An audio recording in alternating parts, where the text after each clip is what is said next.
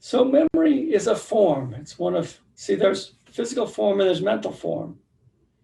And so physical form, the hands, the actual sensations of them are physical form. Memory is like a mental form. And so memory, you're right, there's a moment of learning. Say you hear this dog's bark and you know it in that moment, and then it is held somewhere. And when the dog barks again, oh, that's that dog again. There's the thought, there's the recognition. These are all sort of patterns of perception and cognition that happen in the mind. And awareness is like the medium in which all that happens. Mhm.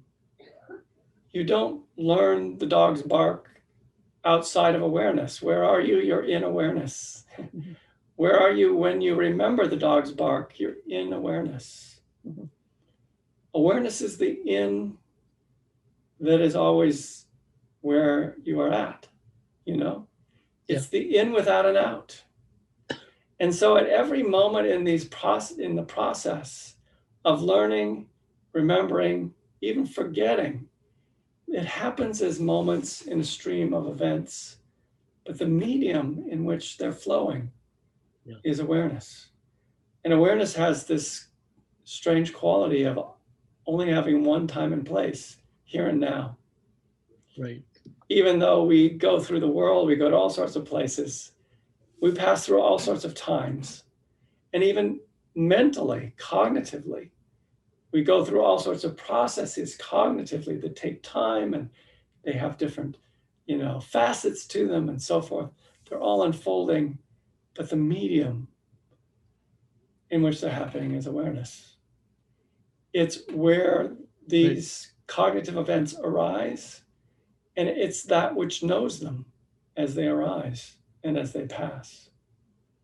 And it's what they're made out of, too. They're also made out of awareness. Right. So you can't really separate a memory from awareness. It's the medium that all of this mental life and physical life exists within. And it's so pervasive that you have to get a guy like me to come and make you notice it because it is like the water for a fish. It is something that's so pervasive that we hardly even have to notice it. The mind starts dishing up images and memories, forms that are analogous to the breath. And that's part of what the mind does. The mind loves analogies. In fact, one could say language is a whole system of analogies, to the point where we even forgot what the analogies are that we base our words on, but there's probably an analogy in every single word originally. One of the examples is the word shore. In the word shore, can you hear what's going on? Shore. Yeah. You can hear waves crashing, in the actual word. And so the word is like an analogy. Mind's always doing that, and it has all of these associations. It's a very rich, fertile environment if we let it be. Yeah. Going into thinking about it, and sometimes you can enjoy the freshness of it. Yeah. The mind can start suggesting these fresh sort of associations that are sort of like, oh, I haven't thought about this in ages. You don't necessarily say that to yourself, but it has that feeling tone of, this is not just the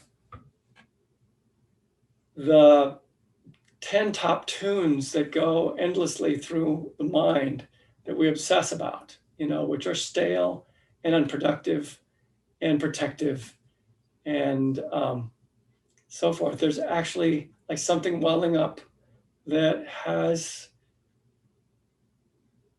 life to it there.